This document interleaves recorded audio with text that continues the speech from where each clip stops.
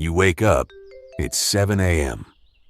You reach for your phone just to turn off the alarm, but a notification catches your eye. A message, a headline, a view count.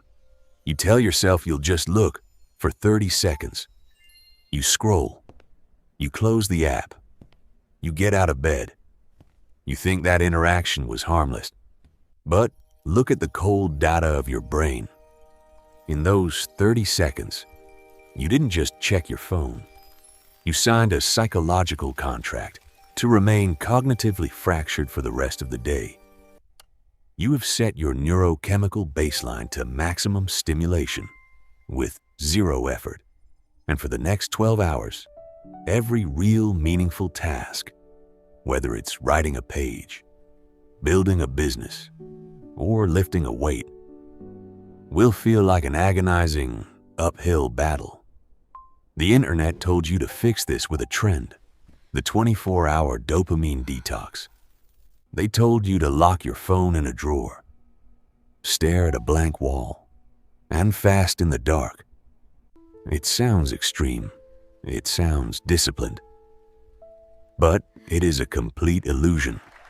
A 24-hour detox is a wellness performance, not a neurochemical reset. It treats dopamine like a toxin you can sweat out in a weekend. But dopamine isn't a poison. It's the molecule of anticipation. The moment your self-imposed isolation ends and you open your screen, the rubber band snaps back with violent force. The craving returns, harder than before. You didn't fix the system. You just paused it. To understand why you are constantly exhausted, you must confront an unexpected insight. People do not burn out from working too hard. They burn out from fake rest. When you finish a difficult task and collapse onto the couch to scroll through social feeds for an hour, your brain does not recover. It is forced to process millions of microstimuli every second. Fake rest actively mimics exhaustion while starving your nervous system of actual recovery. You are spending your life in a state of chronic low-grade cognitive fatigue. The elegant operator handles focus differently. They don't rely on dramatic weekend detoxes. They manage attention-switching cost on a daily structural level. Consider the difference. An amateur productivity junkie buys a new planner, downloads 3 focus apps, and spends the morning organizing a perfect to-do list. They are over-optimizing a stagnant life, using the feeling of preparation to avoid the friction of execution. The elite executor uses a concrete framework instead. It is a daily protocol called the first-hour quarantine. The rules are absolute. For the first 60 minutes of your day, your mind is a closed system. Step 1. Zero digital input. No emails, no texts, no feeds, no metrics.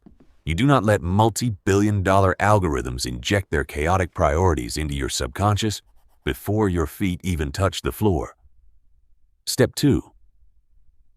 Embrace active friction. You do the single most unglamorous, most terrifying task on your calendar, while your focus is still pure. The moment you protect that first hour, your baseline resets. Normal life stops feeling boring. The friction of starting vanishes. You cannot protect your time if your mind is an open target for cheap stimulation. You cannot build a black box life if you are constantly leasing your attention to the highest bidder. Look at your morning routine right now.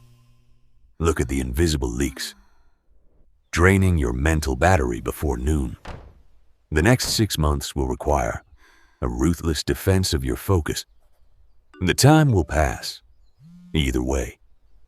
The next time you wake up, look at the urge to check the screen and let it pass. Turn off the broadcast. Protect the quarantine. Will you continue to let algorithms live your life for you, or will you reclaim the power of your own attention?